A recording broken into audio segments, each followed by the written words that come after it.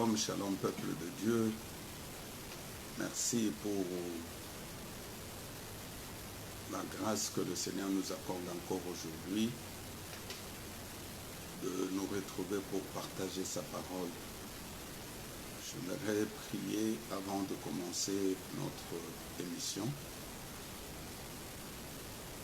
Père éternel, Dieu puissant, merci pour ton amour, pour ta grâce, ta fidélité, ta bonté. Je bénis encore ton Saint-Nom qui est au-dessus de toutes choses. Et je te recommande le moment favorable que nous allons passer, que le Saint-Esprit nous accompagne. Je chasse tout esprit contraire à la volonté de Dieu et je les envoie dans le lieu aride au nom de notre Seigneur Jésus-Christ. Amen. Que notre Dieu soit encore loué pour l'opportunité qu'il nous donne afin de continuer notre enseignement. Nous parlons sur la délivrance et comment l'Église, le peuple de Dieu, doit effectivement passer par la délivrance. Nous sommes au deuxième point, les voies d'accès, les portes par lesquelles les démons entrent dans nos vies, parce qu'il faut connaître par où les démons sont entrés. Et c'est ce qui va te permettre effectivement de passer à une délivrance qui est vraiment totale. Nous voulons que la délivrance ne soit pas partielle, que ce soit une délivrance totale. Quelqu'un délivré, son corps, son âme et son esprit sont délivrés. Les voies d'accès, les portes par lesquelles les démons sont entrés dans ta vie. Aujourd'hui, nous allons parler sur la sexualité, qui est vraiment la grande porte par laquelle les démons, le diable a détruit la vie de beaucoup de personnes. Et c'est la voie que le diable utilise encore aujourd'hui pour détruire la vie de beaucoup d'enfants de Dieu. Nombreux se lancent, le diable utilise la sexualité de plusieurs manières, de plusieurs façons.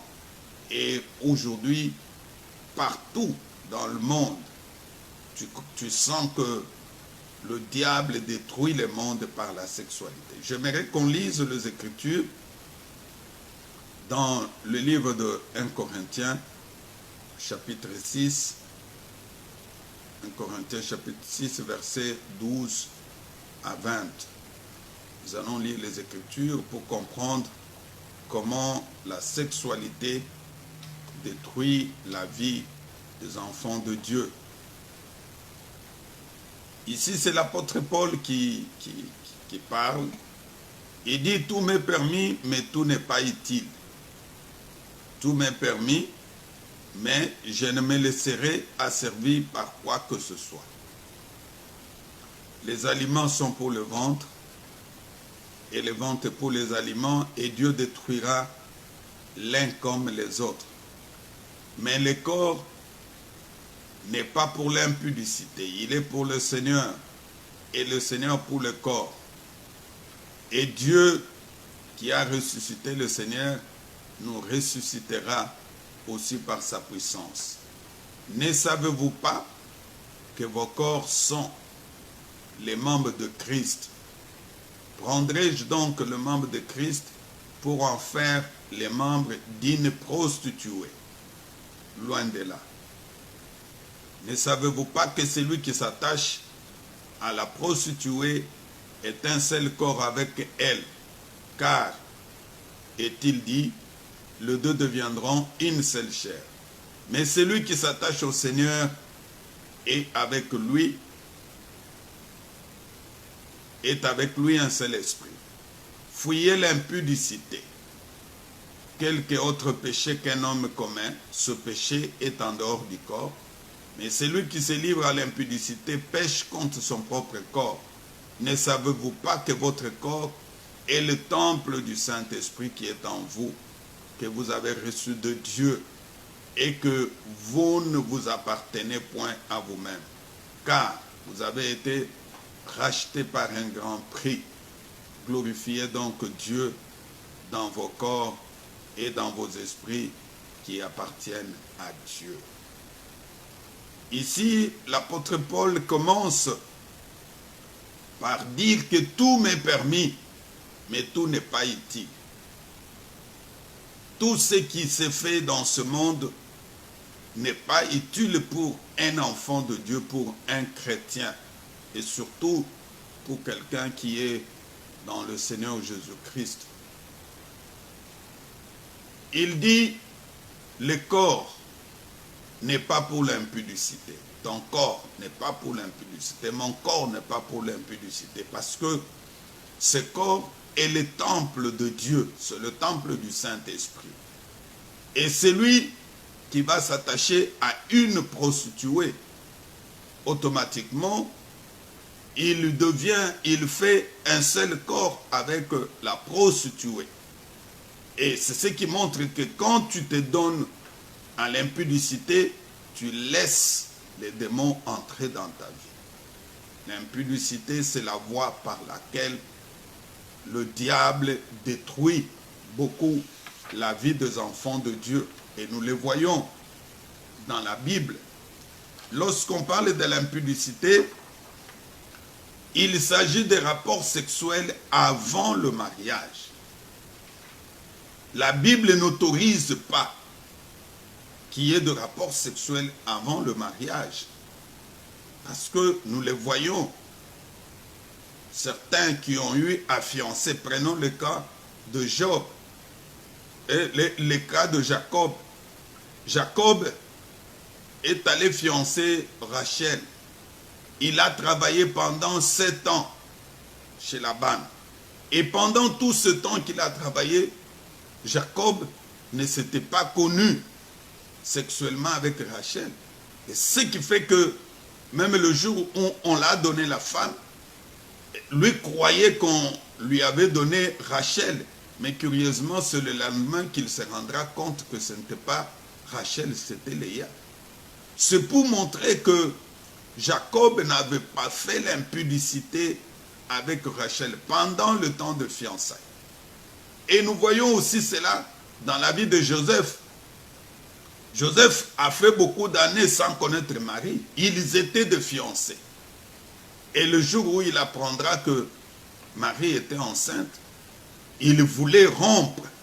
La Bible dit il voulait rompre secrètement parce qu'il s'est dit qu'il n'était pas l'auteur de cette grossesse.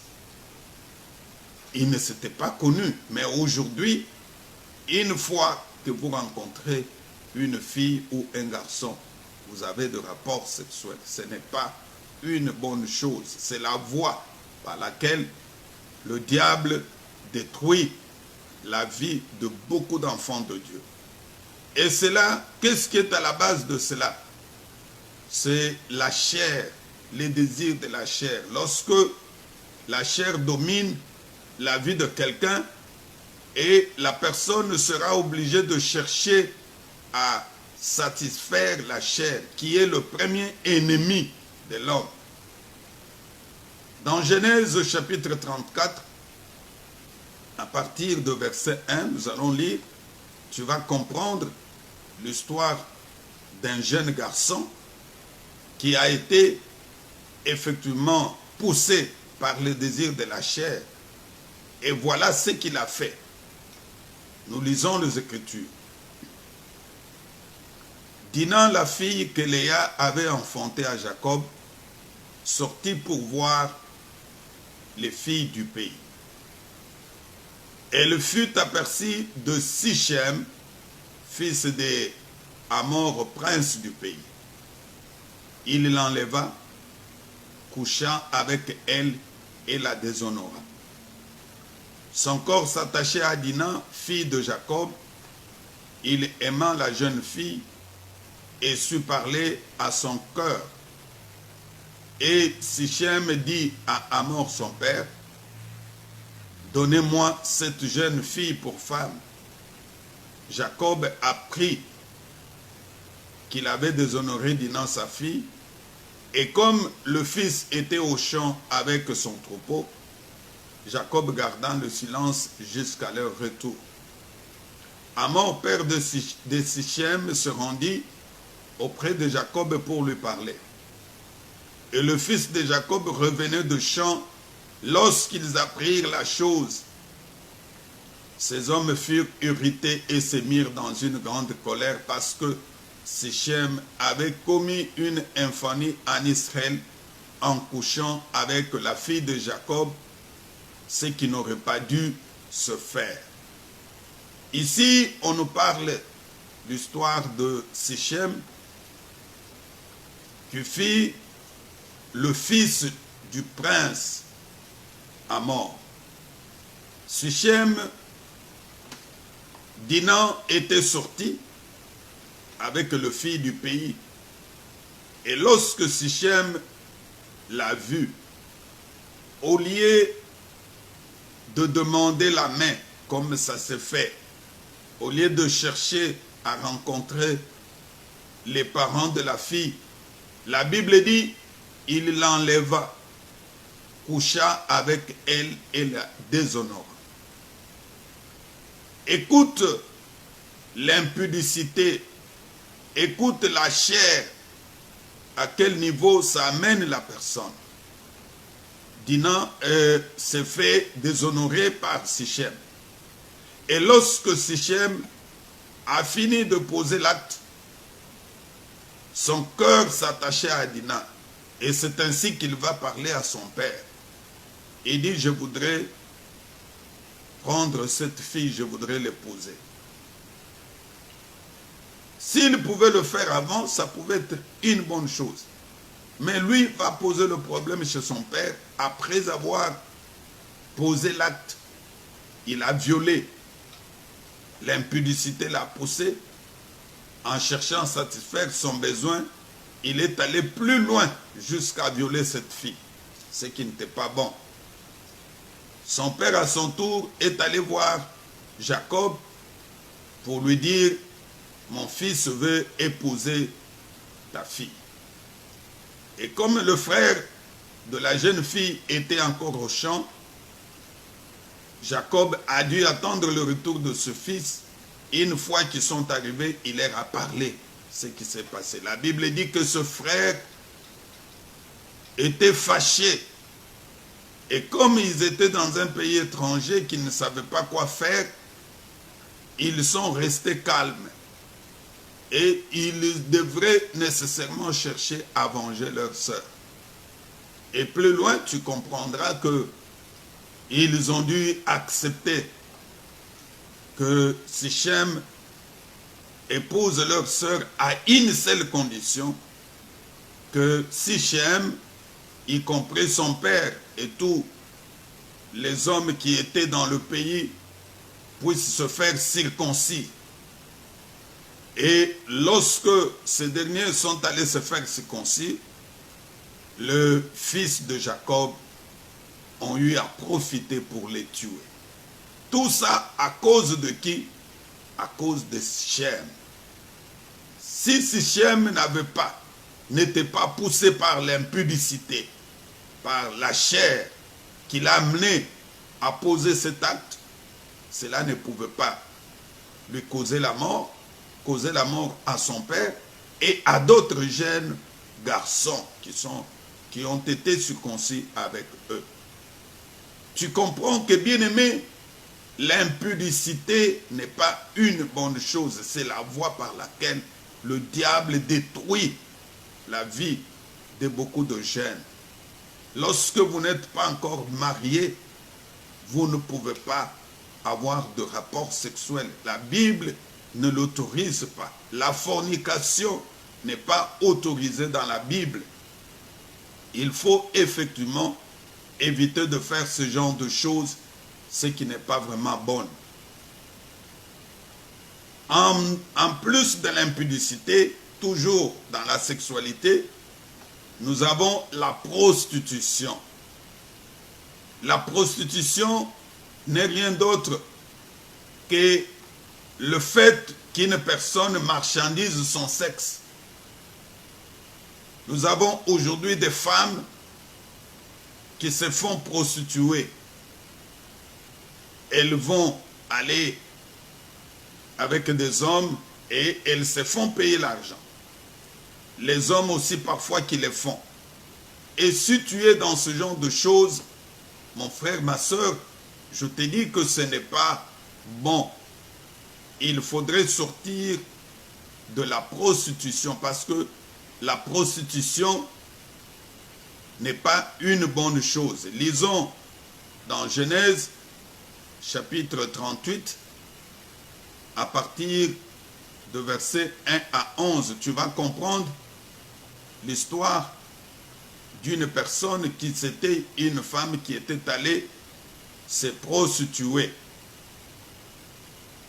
La Bible dit, en ce temps-là, Juda s'éloigna de ses frères et se retira vers un homme d'Allemagne nommé Hira. Là, Juda vit la femme d'un Cananéen surnommé Choua. Il la prit pour femme et alla vers elle. Elle devint enceinte et enfantant un fils qu'elle appela Er. Elle devint encore enceinte et enfantant un fils qu'elle appela Onan. Et un enfant de nouveau fils s'appela Shelah. Juda et l'enfantant. Juda prit pour Er son premier fils, la femme nommée Tamar. Et le premier-né de Juda était méchant aux yeux de l'Éternel, il est mort. Passons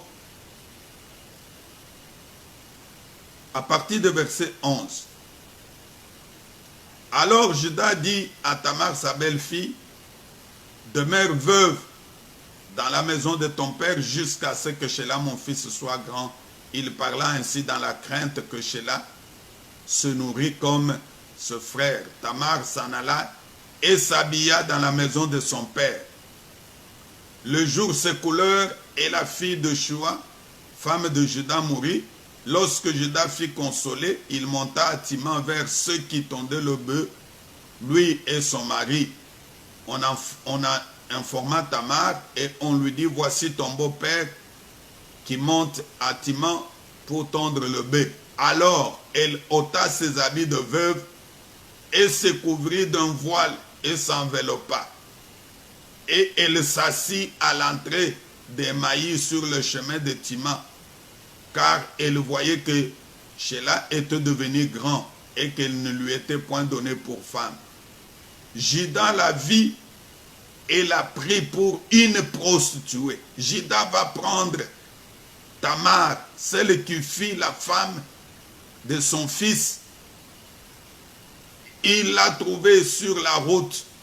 Cette femme est allée se prostituer. Elle est allée vendre son sexe. Comme nous avons aujourd'hui des femmes qui se font prostituer, qui vont vendre leur sexe. Elles vont dans des hôtels. Elles vont dans des milieux où quelqu'un qui a besoin d'une femme va là-bas, il paye l'argent. C'est comme cela que Tamar est allée faire. Juda la vit et l'a pris pour une prostituée parce qu'elle avait couvert son visage. Il aborda sur le chemin et dit, laisse-moi aller avec toi, car il ne connut pas que c'était sa belle-fille. Elle dit, que me donneras-tu pour venir vers moi? Il répondit, je t'enverrai un chevau de mon troupeau. Elle dit, me donneras-tu un gage jusqu'à ce que tu l'envoies? Il répondit, quel gage te donnerai-je? Et en fin de fin, puis il alla vers elle et elle devint enceinte de lui. Je voudrais insister sur la prostitution. Le fait de vendre ton sexe, c'est la voie par laquelle les démons entrent dans la vie de personne. Ici, Juda ne savait pas que la femme avec laquelle il allait se prostituer, c'était sa belle-fille, celle qui fit la femme de son fils. Il va avec la femme et lorsque Ils sont allés coucher. La Bible dit que cette femme était devenue enceinte. Elle a eu la grossesse de qui? La grossesse de son beau-père. À cause de la prostitution. Mon frère, ma soeur, si jusqu'aujourd'hui, tu es dans la prostitution, toi, ma soeur, toi, mon frère, qui met ton corps comme un instrument pour avoir de l'argent, je voudrais te dire aujourd'hui que ce n'est pas une bonne chose. La parole de Dieu dit dans le livre de Deutéronome 23, verset 17, il dit, il n'y aura aucune prostituée parmi les filles d'Israël. Il n'y aura aucun prostitué parmi les fils d'Israël. Si tu es encore dans la prostitution, tu utilises ton sexe pour avoir de l'argent, c'est le moment de chercher ta délivrance. C'est la voie par laquelle les démons entrent dans la vie des enfants de Dieu. La voie par laquelle les démons détruisent la vie des enfants de Dieu. Après la prostitution, nous avons l'adultère, qui n'est rien d'autre que le fait qu'un marié puisse avoir de relations sexuelles avec un autre partenaire. Celui qui est marié ne peut pas aller avec une autre femme, à part sa femme propre. Mais toi, tu es marié, tu as des rapports sexuels avec d'autres filles, tu as des rapports sexuels avec d'autres femmes, avec d'autres maris. Ce n'est pas une bonne chose. Ce que tu fais là, la Bible appelle ça comme étant l'adultère. Nous le voyons, nous voyons l'adultère de David dans le livre de 2 Samuel. 2 Samuel, lisons 2 Samuel chapitre 11. Comment David, lui qui était marié et qui avait plusieurs femmes, va commettre l'adultère avec la femme de Uri, Bathsheba. La Bible dit l'année suivante, au temps où le roi se mettait en campagne, David envoya Joab avec ses serviteurs et tout Israël pour détruire les fils d'Ammon et pour assiéger Rabat. Mais David resta à Jérusalem. Un soir, David s'éleva de sa couche et comme il se promenait sur le toit de la maison royale, il aperçut de là une femme qui se baignait et qui était très belle de figure. David dit, demandez qui est cette femme. Et on lui dit, ce n'est pas Bathsheba, fille d'Eliam, femme de Uri, le Héthien. Et David envoyant le gens pour la chercher. Elle vint vers lui et coucha avec elle. Bien-aimé, David était marié. Bathsheba aussi était mariée. Mais voilà que David marié va coucher avec une femme mariée. L'acte qu'ils ont posé, c'est l'adultère. David adultère, Bathsheba aussi adultère. Une personne mariée ne peut pas avoir de rapport sexuel avec soit une fille qui n'est pas mariée ou une femme qui est déjà mariée. C'est la voie par laquelle la vie de plusieurs personnes est pratiquement détruite. Et si nous voyons l'acte que David avait posé, cet acte a eu de répercussions sur la vie de ses enfants. Plus loin, tu verras que son fils Amnon va déshonorer sa propre sœur, sa demi-sœur Tamar. Et à cause de quoi? À cause du démon qui venait de la part de son père. Son père avait ouvert la porte. Et quand il a ouvert la porte, ce démon a eu de répercussions sur ses enfants. Et plus loin, nous les voyons aussi dans la vie de son fils Absalom, qui est allé jusqu'à prendre les femmes de son père. C'est à cause de quoi? à cause de l'adultère de David. David a posé cet acte, ne sachant pas qu'il ouvrait la porte et que cela pouvait avoir de répercussions, non pas seulement sur sa propre vie, mais même sur ses descendants.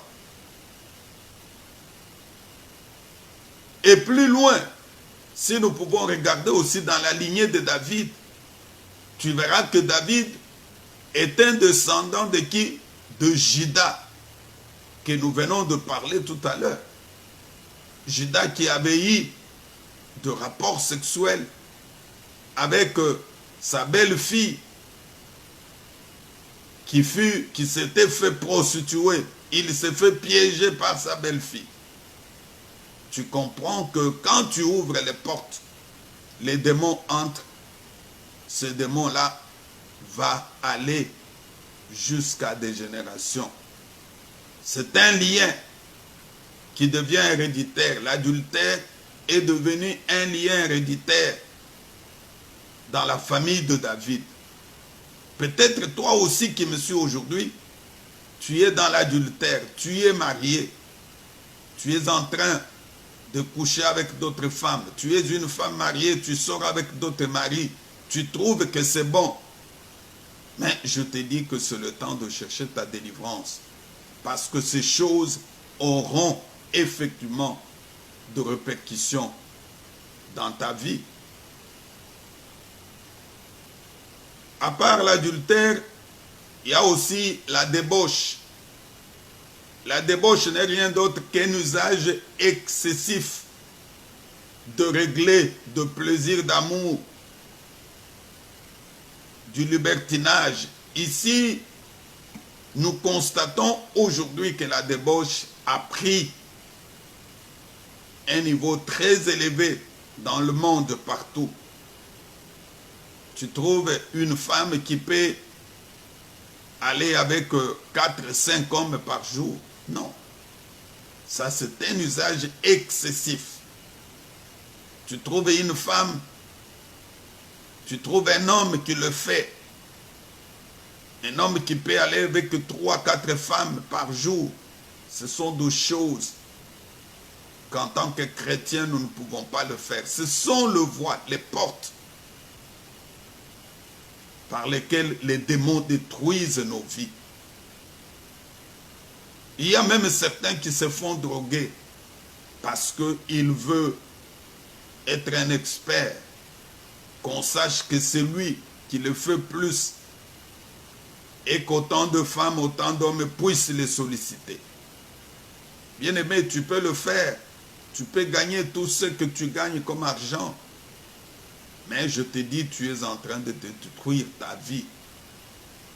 Parce que dans 1 Corinthiens, la Bible dit, ne savez-vous pas que vous êtes le temple du Saint-Esprit?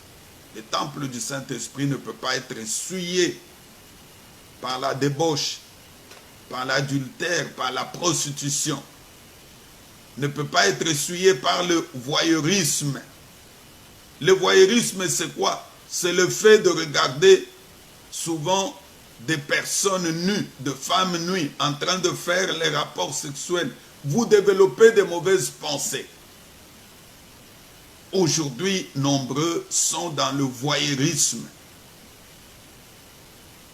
Le diable est en train de faire entrer ce démon-là dans la vie des enfants de Dieu par des vidéos qui se passent sur nos chaînes. Tu trouves quelqu'un qui passe toute une journée en train de regarder ce genre d'images. Et tu trouves même les mariés qui font ça.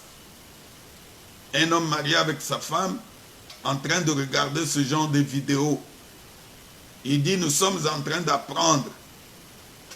Vous n'apprenez pas. Au contraire, vous êtes en train de vous détruire. Parce que vous détruisez votre vie. Aujourd'hui, la jeunesse est tellement détruite.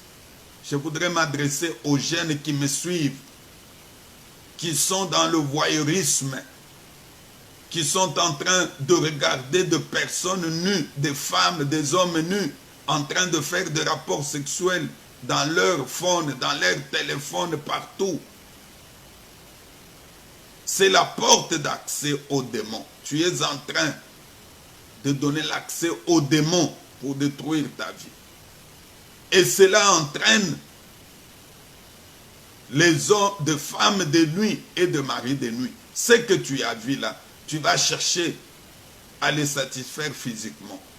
Et quand tu ne le fais pas, tu rêves que tu es en train de faire des rapports sexuels avec un homme. Tu fais des rapports sexuels avec une femme. Et une fois, quand tu regardes sur ton corps, tu as pollué ton corps. Peut-être tu as éjaculé. Tout ça, c'est quoi? C'est à cause du voyeurisme. Tu as fait entrer un démon en regardant ces vidéos, en regardant ces photos. La pornographie aujourd'hui a pris une dimension très très élevée. Le diable aujourd'hui utilise la pornographie à une dimension très élevée dans le but de détruire la vie des enfants de Dieu. Toi qui es dans la pornographie, je suis en train de te parler aujourd'hui que c'est le temps pour toi d'abandonner toutes ces choses. Toujours dans la sexualité, nous trouvons aussi la masturbation. La masturbation, c'est quoi? C'est le fait de se donner le plaisir. Tu trouves un homme qui est en train de se faire plaisir, il prend son sexe, il utilise autant de choses dans le but de se faire plaisir. Et à la fin, il éjacule. Il trouve que ce qu'il a fait là est bon. Il peut te dire qu'il est chaste. Il te dit non, pasteur, je n'ai jamais connu de femme. Mais spécialiste dans la masturbation. Lorsqu'il entre dans la douche, c'est pour faire autant d'heures. La masturbation aussi chez les jeunes filles qui sont en train de se masturber elles-mêmes. Et aujourd'hui, le monde a développé la technologie de la masturbation. Il y a des appareils comme le sexe d'un homme que la femme peut être dans son organe, elle met dans son sexe, elle sent comme si elle fait de rapports sexuels avec un homme jusqu'à ce qu'elle va verser. Un homme aussi peut le faire. Ce sont les portes d'entrée, les portes d'accès des démons. Et tu verras que cet homme habitué à la masturbation, même s'il se marie, il ne sera pas satisfait avec sa femme.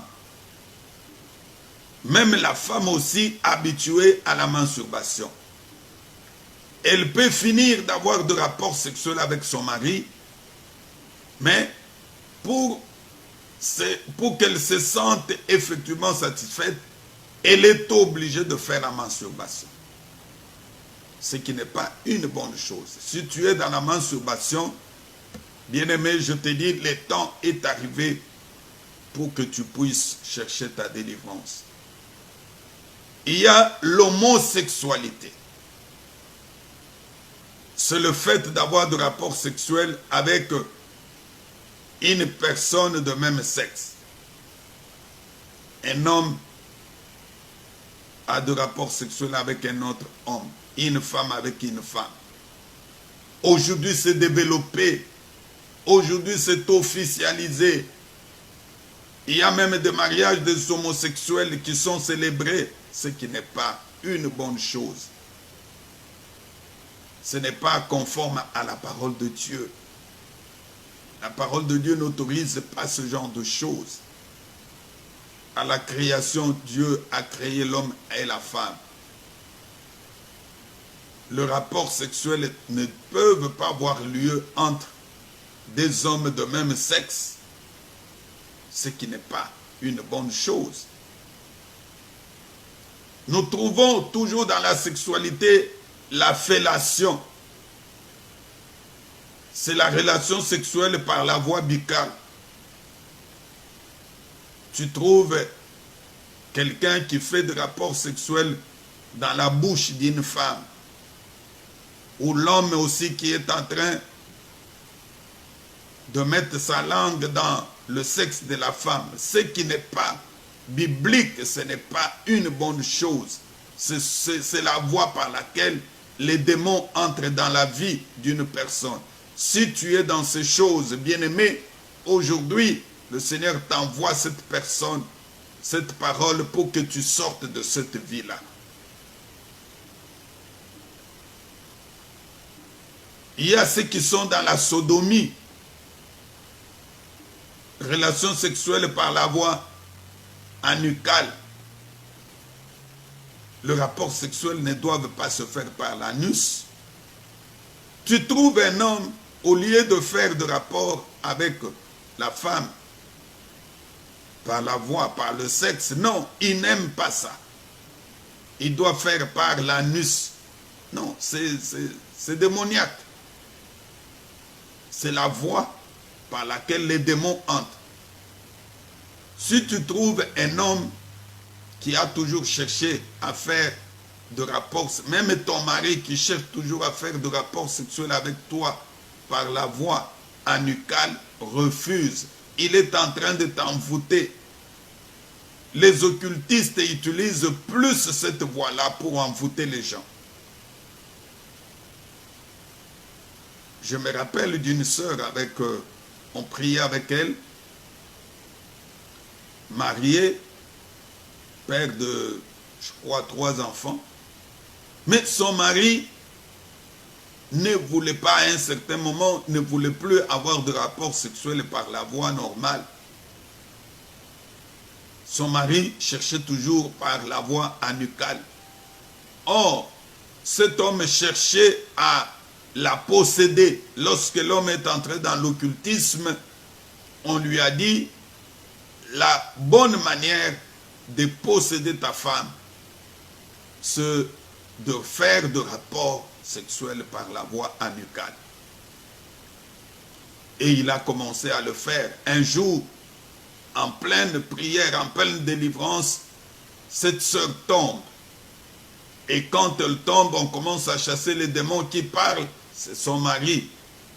Il dit, c'est moi, c'est ma femme. Vous ne pouvez pas me chasser. Et d'ailleurs, vous ne saurez pas. Parce que j'utilise la voie que vous ne connaissez pas.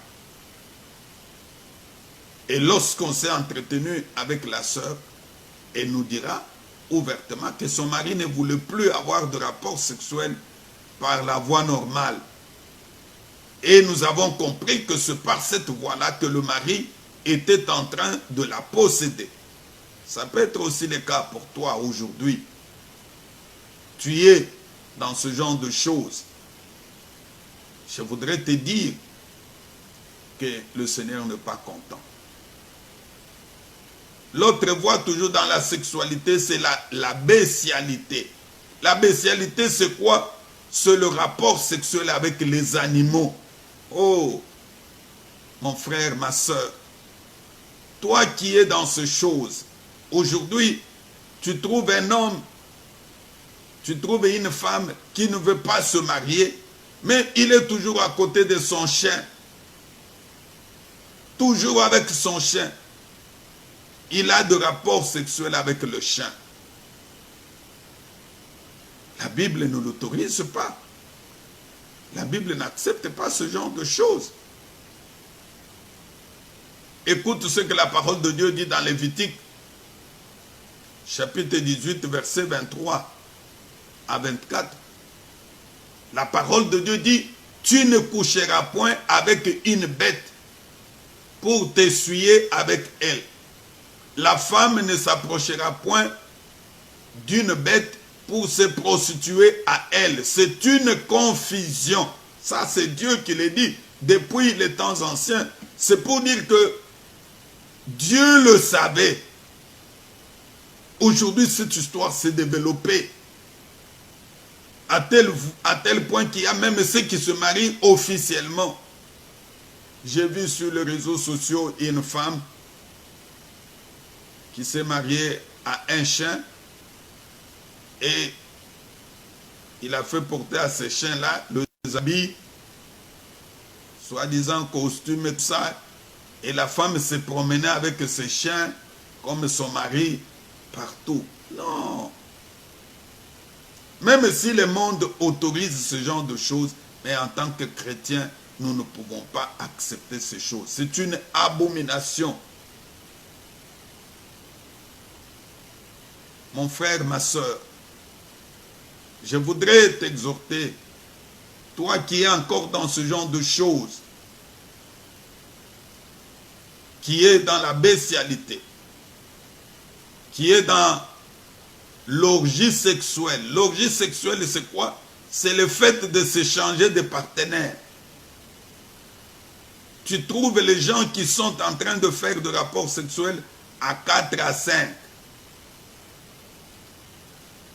Non. C'est pas normal, c'est pas correct. Dieu, en créant cet acte-là, il l'a créé comme une bénédiction dans le mariage entre l'homme et la femme. Un point très. 2. Mais pourquoi vous devez faire le rapport sexuel en chaîne, en groupe? Vous vous changez de partenaires. Un homme avec 3 à 4 femmes, 2 hommes avec 4 à 5 femmes. Vous le faites ensemble. Non, c'est une abomination devant Dieu. Je voudrais aujourd'hui m'adresser à tous mes bien-aimés qui vivent encore dans cette vie de sexualité, qui est la grande porte par laquelle le diable détruit la vie des enfants de Dieu, de prendre la décision de sortir de cette vie-là. Tu es dans la prostitution, une union libre, où l'homme n'a pas encore versé la dot chez la femme. Vous vivez ensemble, vous êtes ensemble, et il dit c'est la culture. C'est ce qui se passe ici, en Occident, c'est ce qui se passe aux États-Unis, ce qui se passe au Canada, en France, en Belgique. Non, la parole de Dieu est la même partout. Même ici aux États-Unis, il y a des gens qui se marient sans avoir de rapports sexuels. Ils commencent leur fiançailles normalement, jusqu'à ce qu'ils vont se marier. C'est le jour de leur mariage qu'ils pourront se connaître sexuellement. Mais il y en a. Mais lorsque toi tu quittes la maison de tes parents, tu viens habiter avec un homme qui n'a même pas versé la dot dans ta famille. Non, il est seulement connu, c'est un copain, c'est un ami, boyfriend. Non, ces choses-là, ce n'est pas propre, ce n'est pas digne pour les enfants de Dieu. Je voudrais t'exhorter aujourd'hui à prendre la décision de sortir de cette vie-là. Parce que si Christ revenait et qu'il te trouve, bien-aimé, tu ne seras pas enlevé. Si tu te sens touché, concerné par cette parole, tu peux prier pour nous. Tu peux nous appeler. Tu peux nous écrire. Tu peux nous envoyer un message. Nous allons t'aider. Si tu n'arrives pas à sortir, nous allons t'aider, te montrer par quelle voie, par quelle manière tu peux sortir. On va prier avec toi ensemble pour que le Seigneur t'assiste. Père, merci pour ta parole, parce qu'aujourd'hui, tu nous as montré que la sexualité est la voie par laquelle les démons détruisent la vie des enfants de Dieu. Et dans la sexualité, il y a plusieurs formes. Le diable utilise plusieurs formes pour détruire la vie des enfants de Dieu. Aujourd'hui, la jeunesse est détruite. Les adultes sont détruits par la voie sexuelle. Leurs vies sont bloquées. Je voudrais que cette parole amène le salut, qu'elle amène la délivrance, qu'elle amène la solution dans la vie de mon frère, de ma soeur. Au nom de notre Seigneur Jésus-Christ. Amen. Tu peux t'abonner sur notre chaîne YouTube, Cité de la Gloire de Dieu, et partager aussi nos messages avec plusieurs personnes. Ayez l'habitude de partager la parole de Dieu avec vos amis, vos frères, dans le groupe WhatsApp et même sur Facebook, même sur Twitter. Tu peux le faire. Et je crois que le Seigneur va te bénir. Amen. Que mon Dieu vous bénisse.